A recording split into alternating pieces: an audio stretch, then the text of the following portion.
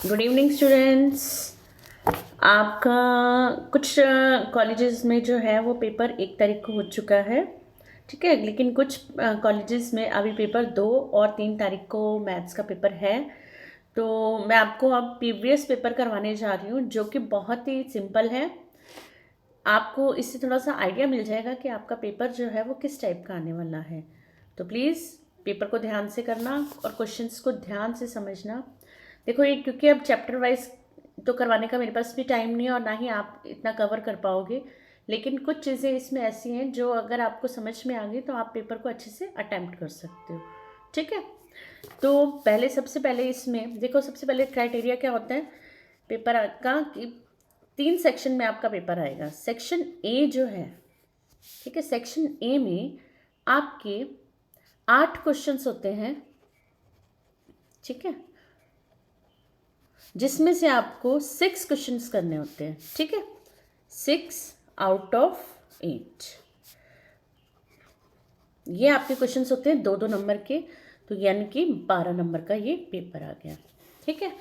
तो अब जो लास्ट ईयर पहले पेपर आया हुआ है उसका मैं आपको सेक्शन ए ही करवा रही हूँ, जिसमें 2-2 नंबर के क्वेश्चन आएंगे। जैसे फर्स्ट क्वेश्चन है आपका सिंप्लीफाई। फर्स्ट क्वेश्चन क्या है आपका? सिंप्लीफाई। सिंप्लीफाई में आपका क्या दे रखा है? 2a⁻3। ये मैंने आपको प्रीवियस वीडियो में भी बताया था कि इसको कैसे करना है। जब पावर 3 है तो इसका क्या मतलब हुआ? आपको इसको 3 टाइम्स मल्टीप्लाई करना है, ठीक है। तो सबसे पहले ये हमने 3 बार मल्टीप्लाई कर दिया। अब जो नंबर है पहले आप उसको मल्टीप्लाई कर दो। 2 × 2 = 4, 2 = 8, ठीक है। 8 तो हो गया, लेकिन यहाँ पर 3 बार ए बी है, ए मल्टीप्लाई ए, ठीक है। जब मल्टीप्लाई में होता है तो वो पावर्स क्या हो जाती हैं उसकी? प्लस। यानी ए कितनी बार है? 1 2 3। तो ए के ऊपर हम क्या लिख देंगे? 3, ठीक है। 2 को तो हम मल्टीप्लाई कर सकते हैं क्योंकि नंबर था तो 8 हो गया। अब क्योंकि ये वेरिएबल है, वेरिएबल को हम मल्टीप्लाई नहीं कर सकते तो हम क्या करेंगे? a⁻3, ठीक है। ये आपका आंसर 2 नंबर का question. Simple, very simple. Second question ध्यान से देखो, फिर है आपका फैक्टराइज। सेकंड क्वेश्चन जो है आपका फैक्टराइज है। मैंने फर्स्ट वीडियो जो आप लोगों को बताई थी उसमें मैंने आप लोगों को कुछ आइडेंटिटीज़ बताई थी, वो लर्न कर लेना, क्योंकि वो आइडेंटिटीज़ में से एक क्वेश्चन तो 2 नंबर का 100% आएगा ही आएगा। चाहे वो a+b का होल स्क्वायर्स का आ जाए या a-b का होल स्क्वायर का आ जाए, क्यूब का भी आ सकता है। यहाँ पर जो ये क्वेश्चन आया हुआ है आपका x⁻3 + 27, ठीक है। x⁻3 तो ऑलरेडी 3 की फॉर्म में लिखी हुई है, पावर की फॉर्म में लिखी हुई है। इस 27 को भी हम क्या करेंगे? पावर की फॉर्म में लिख लेंगे। तो 27, अगर आप लोगों को नहीं पता कि ये 27 किसका क्यूब है तो क्या करेंगे? हम 27 का एलसीएम निकाल लेंगे। एलसीएम आप सबको निकालना आता है। 27 किसके टेबल में आता है? 3 के। 3 9 ज़ा 27, फिर से 3 से ही जाएगा ये, 3 3 ज़ा 9, और फिर से ये 3 से ही जाएगा। तो यहाँ पर 3 कितनी बार आ गया? 1 2 3, 3 3 3 3 9 9 3 27। तो इस 27 को मैं 3⁻3 लिख सकती हूँ, ठीक है। तो यहाँ पर अब आपकी जो आइडेंटिटी लगेगी वो हमारी लगेगी a³ + b³, क्योंकि मुझे लगता है मैंने अपनी प्रीवियस वीडियो में आप लोगों को स्क्वायर वाले क्वेश्चंस कराए थे, तो a³ वाले भी आप लोग कर लेना, ठीक है। a³ + b³ की आइडेंटिटी होती है, ध्यान से देखो, a+b a² - ab + b², ठीक है। ये आपकी a³ + b³ की है। मैं आपको माइनस की भी बता रही हूँ साथ ही।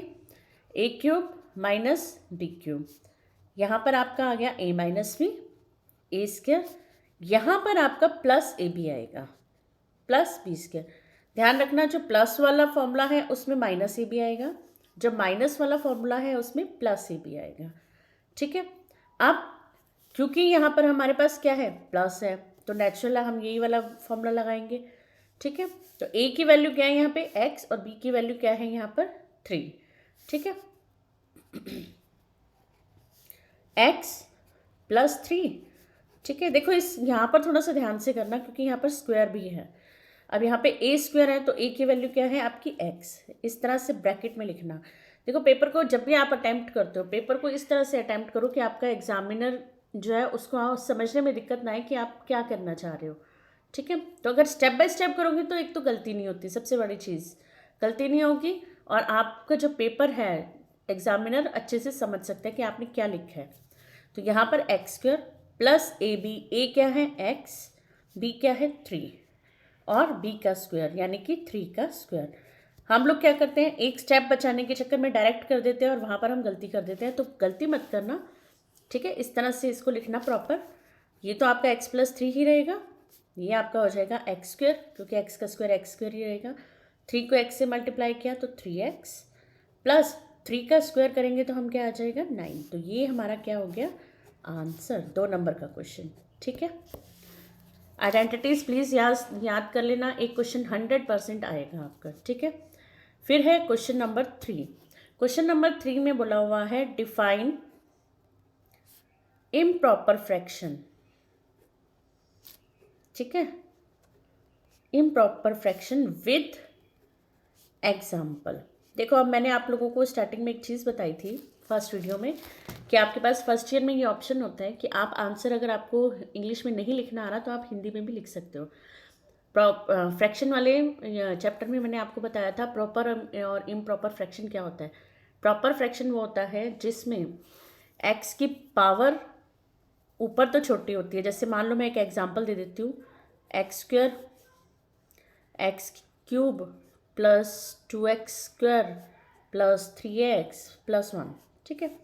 यहाँ पर देखो x की पावर ऊपर कितनी है 2 और नीचे कितनी है 3, ठीक है।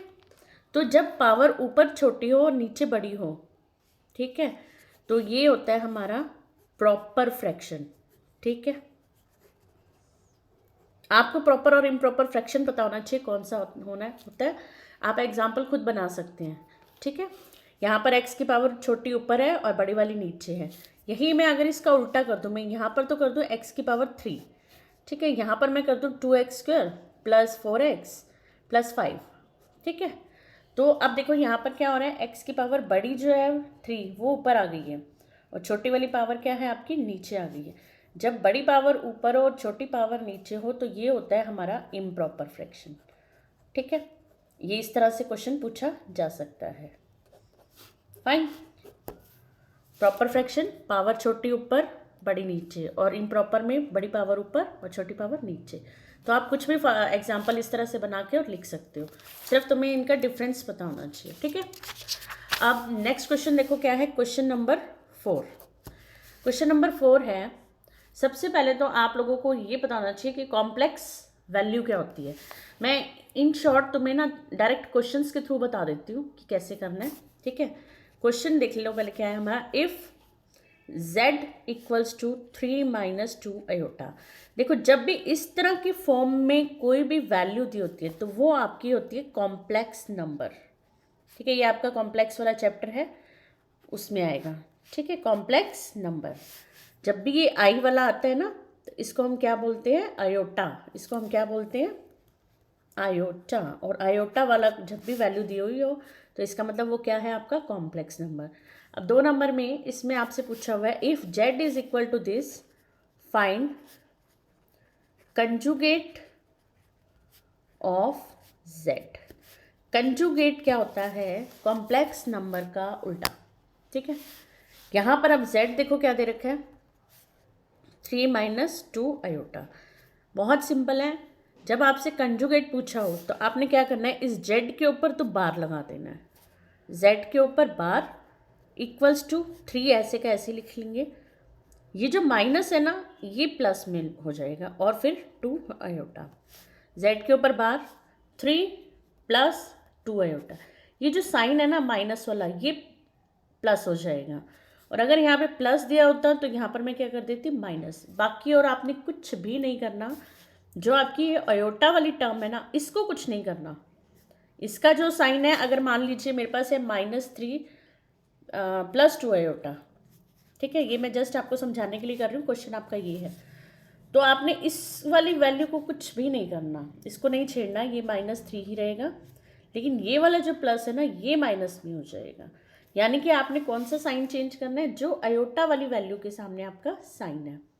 क्लियर, ठीक है। इस चीज़ का हमेशा ध्यान रखना, कंजुगेट जब भी पूछा हो z के ऊपर बार और जो आई वाली वैल्यू के सामने साइन दिया हो, चाहे माइनस दिया हो चाहे प्लस दिया हो, आपने उसका उल्टा कर देना, माइनस है तो प्लस, प्लस है तो माइनस। सब अब देखो इसमें सिर्फ ये, तो इसको छोड़ दो क्योंकि ये सिर्फ मैंने आपको समझाने के लिए किया है यहाँ पे सॉल्व। या आपका क्वेश्चन यही था कि इसका कंजुगेट निकालना था, इसका मैंने साइन चेंज कर दिया और ये इसका आंसर। ये आपका 2 नंबर का क्वेश्चन है। कितना सिंपल है, ठीक है। ये छोटी छोटी चीज़ें भी आप तैयार करके जाओगे तो आपका पेपर सॉल्व हो जाएगा, ठीक है। नेक्स्ट क्वेश्चन देखो क्या है। क्वेश्चन नंबर 5 दे रखा है इसमें, फाइंड एक्स एंड वाई। देखो ज़्यादा कंफ्यूज नहीं करूँगी आप लोगों को, क्योंकि सारा कुछ एक ही दिन में सारे चैप्टर्स को करना बहुत मुश्किल हो जाता है, लेकिन जो चीज़ बहुत ही सिंपल है वो मैं आपको ज़रूर बता दूंगी इसमें, ठीक है। फाइंड एक्स एंड वाई, क्योंकि क्वेश्चन इसी तरह से ही आएंगे।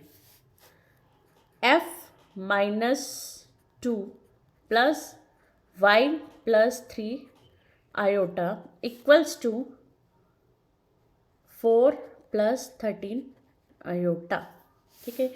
आपको एक्स और वाई की वैल्यू देनी है, निकालनी है, और ये कंडीशन दी हुई है। इस तरह का क्वेश्चन आए तो प्लीज़ ध्यान से करना। देखो कैसे करना है। ये जो x-2 है ना, देखो इसके साथ आई नहीं है आपका, आई किसके साथ है, y+3 के साथ। ये आपकी अलग टर्म है, ये आपकी अलग टर्म।